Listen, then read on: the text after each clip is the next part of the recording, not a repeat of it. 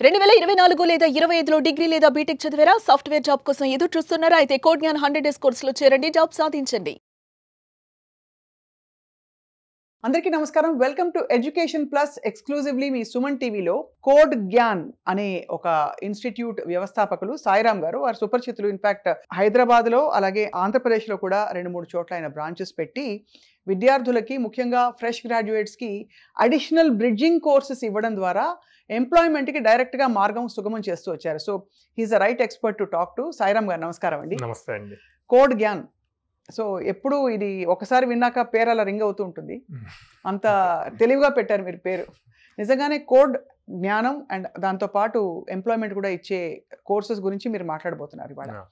So first of all, అసలు ఎంతమంది engineering graduates ఉన్నారండి మన కంట్రీలో పర్ ఇయర్, ఎవ్రీ ఇయర్? మనకి 20 lakh ప్లస్ ఉన్నారండి. రైట్.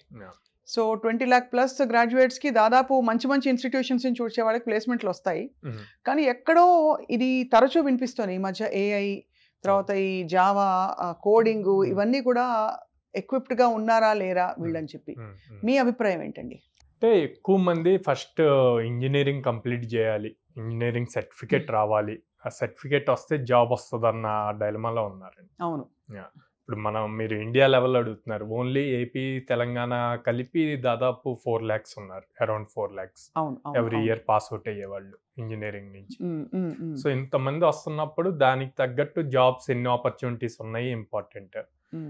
అన్ని ఆపర్చునిటీస్ ఉన్నప్పుడు మనం ఎంత స్కిల్డ్ ఉన్నాం మిగతా వాటితో అన్నది కూడా ఇంపార్టెంట్, చాలా ఇంపార్టెంట్. సో అందువల్ల నేను విన్నది ఏంటంటే దట్ ఎక్కడో అక్కడ అందరికి ఇంజనీర్స్కి కూడా కొంత బ్రిడ్జింగ్ ప్రోగ్రామ్స్ ఉపయోగం ఉంటుంది, అంటే అవసరం ఉంటుంది. అంటే కాలేజ్ లెవెల్లో బీటెక్ సర్టిఫికేట్ రావటం కోసం వాళ్ళకి ఆ సబ్జెక్ట్స్ దాదాపు 52 సబ్జెక్ట్స్ ఉంటాయండి 4 yearsలో. ఆ సబ్జెక్ట్స్ అన్ని వాళ్ళు బ్రీఫ్ నేర్చుకుంటూ ఉంటారు, బేసిక్స్ అన్ని నేర్చుకుంటారు, థియరిటికల్గా ఎక్కువ నేర్చుకుంటారు. బట్ వేరస్ ఇండస్ట్రీస్ వచ్చి ఇండస్ట్రీ ప్రతి 2 monthsకి చేంజ్ అయిపోతుంది కొత్త టెక్నాలజీస్తో. సో అప్పుడు ఆ ప్రాక్టికల్ స్కిల్ని ఇది 2 monthsలో చేంజ్ అయిందని చెప్పి ఎంటైర్ ఇండియాలో ఉన్న ఎడ్యుకేషన్ సిస్టమ్ చేంజ్ చేయలేం. కరెక్ట్, అంతే కదా. సో అది మీకు మీ లైఫ్లో ఒక డిగ్రీ మనం ఎర్న్ చేసాం అన్న దానికి యూజ్ అవుతుంది. ఆ డిగ్రీ బేస్ చేసుకొని మీరు జాబ్కి చూజ్ చేసుకోవటానికి యూజ్ అవుతుంది. అప్పుడు ఆ చూసింగ్ మెథడ్లో ఆ మధ్యలో మనం ఆ స్కిల్ నేర్చుకోవాలి. అది కాలానుగుణంగా మారుతూ ఉండొచ్చు, ఆ డిమాండ్ని బట్టి మీరు అంటే కోర్సెస్ నేర్చుకోవడం అవసరం. అండ్ అఫ్ కోర్స్ ఇంజనీరింగ్ డిగ్రీకి ఉండే ఆ గ్లోరీ ఆరా ఎప్పుడు ఉంటుంది, అదొక ఫౌండేషన్ మనిషి జీవితంలో. సో ఇంజనీరింగ్ విద్యార్థులందరికీ అది డిసార్టన్ అవ్వాల్సిన పని లేదు. కానీ అసలు ఇండస్ట్రీ డిమాండ్స్ ఏంటండి? టిపికలీ ఇప్పుడు ఒక మంచి కాలేజ్ నుంచి ఫ్రెష్ గ్రాడ్యుయేట్స్ బయటకు వచ్చినప్పుడు ఏం అడుగుతారు, ఏం కోరుకుంటున్నారు ఇండస్ట్రీ? సో ఇండస్ట్రీ ఎప్పుడు స్పెసిఫిక్గా వాళ్ళు ఎప్పుడు ఫ్రెషర్స్ నుంచి సెలెక్ట్ చేసే ప్రాసెస్లో వాళ్ళు చూసేది ఏంటంటే ఎంత డిఫరెంట్గా థింక్ చేయగలుగుతాడు, తన దగ్గర సాల్వింగ్ లాజికల్ టెక్నిక్స్ ఏమున్నాయి అన్నది చెక్ చేస్తారు. అట్ ద సేమ్ టైం ఎంత కాన్ఫిడెంట్గా ఉన్నాడు, అండ్ దెన్ కమ్యూనికేషన్ స్కిల్స్. ఇప్పుడు ఈ తరంలో ఎలా ఉన్నాయి ఏంటి, ఈ స్కిల్ సెట్స్ ఎలా ఉంటున్నాయి? మీరు మామూలుగా యువతను చాలా మంది చూస్తున్నారు కాబట్టి స్కిల్ సెట్ చాలా మంది దగ్గర అది ఉండట్లేదు. అందుకే కదండి ప్లేస్మెంట్స్, క్యాంపస్ ప్లేస్మెంట్స్ కూడా అవ్వంది, అదే ప్రాబ్లం. అందరూ ఏమంటున్నారు, లే ఆఫ్స్ జరుగుతున్నాయి, రెషన్ జరుగుతుంది, సో జాబ్ మార్కెట్ లేదు అంటున్నారు. కానీ చాలా హ్యూజ్ జాబ్ మార్కెట్ ఉంది. రైట్. మీరు ఇప్పుడు టాప్ కంపెనీస్ సిఇఓస్తో కానీ హెచ్ఆర్స్తో కానీ మాట్లాడితే వాళ్ళ దగ్గర ఓపెనింగ్స్ ఉన్నాయి, కానీ స్కిల్డ్ స్టూడెంట్స్ దొరకట్లా. అది ఫ్రెషర్స్, వాళ్ళకి తురుపు ముక్కలు కావాలి. దే జస్ట్ వాంట్ సంబడి వచ్చి క్విక్ గా నేర్చుకుని అడాప్ట్ అయ్యే వాళ్ళు లాంటి వాళ్ళు కావాలి. అది. సో మన వాళ్ళు ఏంటంటే లైక్ 4 years మేము నేర్చుకున్నాం కదా, అది సరిపోతుంది కదా అనుకుంటున్నారు.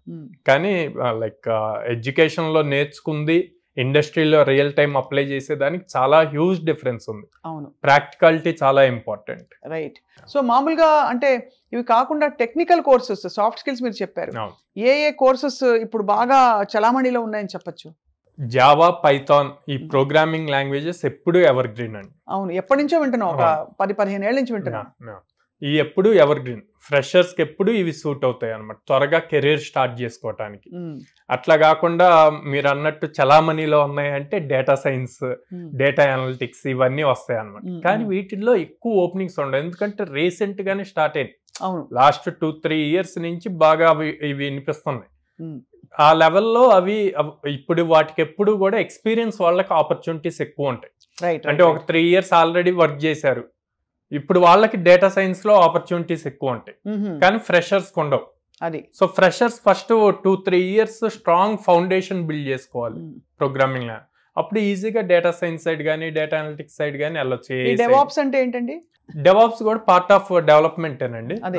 ప్రతి ప్రాజెక్ట్ లోనూ ఇన్వాల్వ్ అవుతుంది డెవాప్స్ కూడా. అది అంటే అది కూడా ఒక స్పెషలైజేషన్ గా ఇప్పుడు చూస్తున్నాం. అవును, అంటే computer science DevOps, computer science, AML ఇట్లాగా ప్రతి కాలేజెస్ లో అది స్పెషలైజేషన్. సో సరే, ఇదంతా మనకి సిఎస్ కి సంబంధించి, బహుశా ఈసీఈకి సంబంధించి కూడా మనం వర్తింపజేసుకోవచ్చు మీరు చెప్పే ఈ కోర్సెస్, ప్రోగ్రామ్స్, కోడింగ్ ఇవన్నీ కూడా. What about mechanical engineers, what about civil engineers, వాళ్ళకి ఏంటి ఆపర్చునిటీస్ ఇప్పుడు? ఒకవేళ వాళ్ళ ఫ్యాకల్టీలో వాళ్ళకి లేకపోతే వాళ్ళకి ఏంటి career path? So mechanical, civil మీరు చూస్తే లాస్ట్ 4 years లో చాలా కాలేజెస్ అసలు బ్రాంచెస్ తీసేసినాయి. అవును, కారణం ఏంటండి? అంటే దాంట్లో జాబ్స్ లేవు, కోర్ జాబ్స్ లేవు అన్న పాయింట్ తో అనమాట. అండ్ ఎక్కువ మంది ఇంట్రెస్ట్ చూపిట్లా మెకానికల్, సివిల్ నేర్చుకోవటానికి. ప్రతి ఒక్కళ్ళు సాఫ్ట్వేర్ ఇదే నేర్చుకోవాలి, కంప్యూటర్స్ నేర్చుకోవాలి అన్న పాయింట్ లో ఉన్నారు. అవును అవును. మీకు ఇదివరకు బ్యాంక్ జాబ్స్ కానీ గవర్నమెంట్ జాబ్స్ కి కాంపిటీషన్ అని చెప్పి మాట్లాడేవాళ్ళు. అవును. ఓకే, ఇప్పుడు ఇది కూడా అంతే అయిందండి. ఒక సాఫ్ట్వేర్ జాబ్ కి కనీసం 2000-3000 మెంబర్స్ అప్లై చేస్తున్నారు. సో అంత కాంపిటీషన్ లో 2-3,000 మెంబర్స్ లో ఒకళ్ళని సెలెక్ట్ చేయాలంటే ఎంత స్కిల్ ఉండాలి? అంటే ఈక్వల్ టు సేమ్ ఈ ఎగ్జామ్స్ ఎలా రాస్తున్నారు, గవర్నమెంట్ జాబ్స్ ఎగ్జామ్స్ ఎలా రాస్తున్నారు, ఇది అంతే. అలాగని ఐటీలో మాస్ గా అలా రిక్రూట్మెంట్స్ అయిపోవడం లేదు, అక్కడ కూడా చూసి సెలెక్టివ్ గానే ఉన్నారు. ఎందుకో ఇదివరకు జరిగాయి 3-4 years బిఫోర్ కోవిడ్ అట్లా మాస్ హైరింగ్ జరిగేది, ఇప్పుడు జరగట్లేదు. ఎందుకు అంటే ఏఐ వచ్చి బేసిక్ జాబ్స్ అన్నిటిని ఆటోమేట్ చేసేసింది. అవును అవును. ఓకే, సో ఆ ప్లేసెస్ లో ఉన్న వాళ్ళందరినీ లే ఆఫ్ చేస్తున్నారు, ఎవరైతే అప్ స్కిల్ అవ్వట్లేదో వాళ్ళని లే ఆఫ్ చేస్తున్నారు. అంటే హ్యూమన్ చేయాల్సిన పని ఏఐ చాలా వరకు కంప్లీట్ చేస్తుంది. అవును అవును. 5 చేసే పనిని ఒక్క పర్సనే ఏఐ హెల్ప్ తీసుకొని చేస్తున్నారు. అవును. అప్పుడు వీళ్ళు కూడా అదే లెవెల్లో స్కిల్ నేర్చుకోవాలి కదా, అప్గ్రేడ్ అవ్వాలి, అప్డేట్ అవ్వాలి. అవును. ఈవెన్ మేము ఫ్రెషర్స్ కి నేర్పించేటప్పుడు కూడా పైథాన్, జావా నేర్పిస్తున్నా, వాటిల్లో కూడా ఏఐ ఇంక్లూడ్ చేసి ఎలా చేయాలన్నది నేర్పిస్తాం. Right right right. ఇప్పుడు రేపు పొద్దున్న కొన్ని కంపెనీస్ వచ్చి ఫ్రెషర్స్ లో కూడా ఆ స్కిల్స్ చెక్ చేస్తున్నారు అనుకోండి, ఈజీగా వీళ్ళు జాబ్ క్రాక్ చేయాలి కదా. చాలా సరే, ఇంజనీరింగ్ లో మనం నాన్ ఈసీ, నాన్ సిఎస్ వాళ్ళ గురించి ఇప్పుడు మాట్లాడాం. అసలు బేసిక్ అదర్ గ్రాడ్యుయేట్స్ అని ఉంటారు, ఇటువంటి వాళ్ళు కూడా మనకి కోర్సెస్ చేయడం ద్వారా, కోడ్ జ్ఞాన్ తో మీరు ఆఫర్ చేసే కోర్సెస్, బ్రిడ్జింగ్ కోర్సెస్ చేయడం వల్ల వాళ్ళకి ఉపయోగం ఉంటుందండి. ఒక్కసారి కాలేజ్ నుంచి అది డిగ్రీ అవనండి, బీటెక్ అవనండి, బీసీఏ, బీబీఏ, ఎనీథింగ్, డిగ్రీ అవనండి, బీటెక్ అవనండి, వాళ్ళు ఒక్కసారి బయటకు వచ్చాక ఎవరైనా సరే సాఫ్ట్వేర్ కోర్సెస్ నేర్చుకోవచ్చు, ఆపర్చునిటీస్ ఉంటాయి. కాకపోతే కంప్యూటర్ సైన్స్ చదివిన వాళ్ళకు ఉన్న ఆపర్చునిటీస్ వీళ్ళకుండవు. ఎంత డిఫరెన్స్ ఉంటుంది అంటే వీళ్ళకి 100 ఆపర్చునిటీస్ వస్తే వీళ్ళకి 60 ఆపర్చునిటీస్ వస్తాయి. ఓకే, అయినా బట్ లాట్ ఆఫ్ ఆపర్చునిటీస్ ఉన్నాయి, అది ఎవరైనా నేర్చుకోవచ్చు.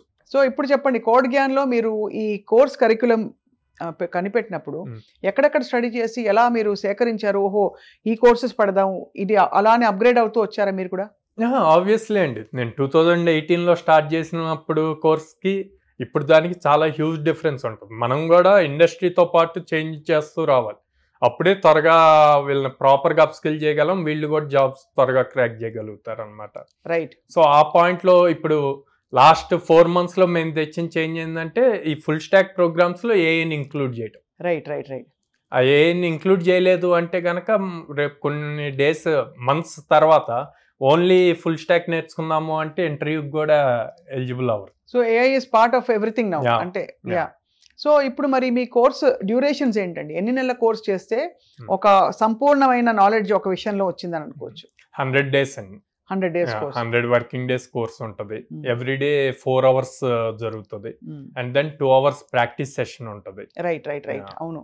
సో ప్రాక్టీస్ సెషన్ ద్వారా మీరు వాళ్ళకి అంటే కావాల్సినంత రేపు ఇంటర్వ్యూ వచ్చినా కూడా ఎలా అటెండ్ అయ్యి, అంటే ఫస్ట్ 4 hours లో కూడా ప్రాక్టికల్ సెషన్ జరుగుతూ ఉంటుందండి. లైవ్ వాళ్ళు ఓన్ ల్యాప్టాప్స్ పెట్టుకొని వాళ్ళు ప్రాక్టికల్ గా ఇంప్లిమెంట్ చేస్తూ ఉండాలి, థియరీ అన్నది ఉండదు. ఈ 2 hours ప్రాక్టీస్ సెషన్ లో ఈ 4 hours ఏవైతే నేర్చుకున్నారో సేమ్ లాజిక్స్ ని మల్టిపుల్ ప్రోగ్రామ్స్ సాల్వ్ చేయడానికి యూజ్ చేస్తారు.